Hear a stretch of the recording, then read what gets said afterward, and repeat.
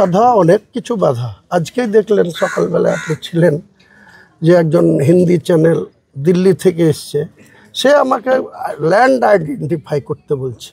আমি ল্যান্ডটা আইডেন্টিফাই এই কারণে করিনি, আমি ফ্লেক্স করে জানিয়ে দিয়েছি, আমার ফেসবুক থেকে জানিয়ে দিয়েছি যে বাবরি মসজিদের শিলান্যাস 6 ডিসেম্বর শনিবার বেলা 12টায় হবে। সেটা আকাশে নিশ্চয়ই হবে না, ল্যান্ডেই হবে, মাটিতেই হবে, জমিতেই হবে।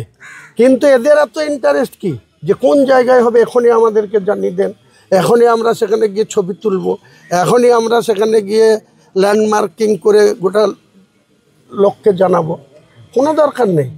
আমি ল্যান্ড এক জায়গায় সিলেকশন করেছিলাম, 6 জনের ল্যান্ড ছিল, সেটা আমার সঙ্গে এগ্রিমেন্ট হয়েছিল।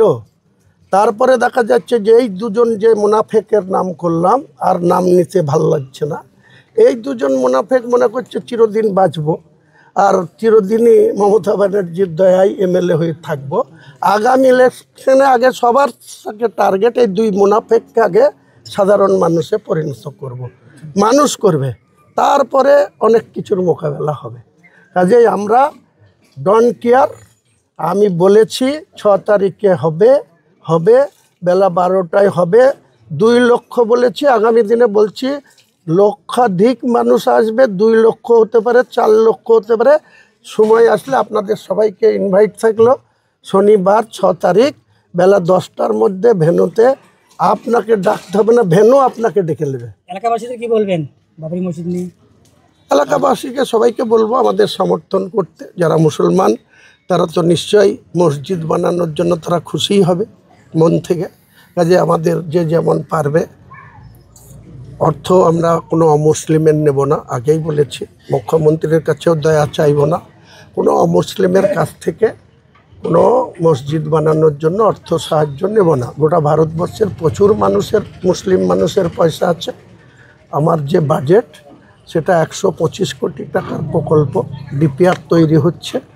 সেটা এত আধুনিকভাবে হবে, এত মডেলাইজভাবে হবে বাবরি মসজিদ। মডেল একই থাকবে, গম্বুজের হাইট বাড়বে, এরিয়ার হাইট বাড়বে, যত ফুট বাই যত ফুট ছিল তার থেকে বেশি বড় হবে। এবং দেখতে আমি যেদিনই চলে যাই না কেন, আমি বলছি বাবর 400 বছর আগে করে গিয়েছিল। বাবরের ছেলে ছিল হুমায়ুন, আপনারা ইতিহাসে জানেন। ঘটনাক্রমে সেই বাবরের ঐতিহ্য সেই হুমায়ুন ফিরিয়ে আনবে। মুসলমানদের গর্ব করে যাতে বলতে পারে যে এক শ্রেণীর কর সেবকরা অন্যায়ভাবে 1992 সালের 6 ডিসেম্বর তৎকালীন প্রধানমন্ত্রী পিভি নরসিংহ রাওয়ের ভেতর থেকে মদত ছিল, তাই ঘন্টার পর ঘন্টা এইভাবে বাবরি মসজিদকে ধ্বংস করা হয়েছিল। আজকে আমি বলছি আমার মাথার দাম দিয়েছে 1 কোটি টাকা। আপনারা জানেন একজন ইউপির একজন উগ্র হিন্দু বলেছে যে হুমায়ুন কবিরের মাথা কেটে আনতে পারলে 1 কোটি টাকা তিনি পুরস্কার দেবেন। আমি সেই ব্যক্তিকে বলছি তুমি এবং তোমার যত শক্তি আছে মুর্শিদাবাদের ভেন্যুতে আসো, আমার মাথা তোমার কাটবা না তোমার গদ্দান কোথায় যাবে সেদিন প্রমাণ হবে।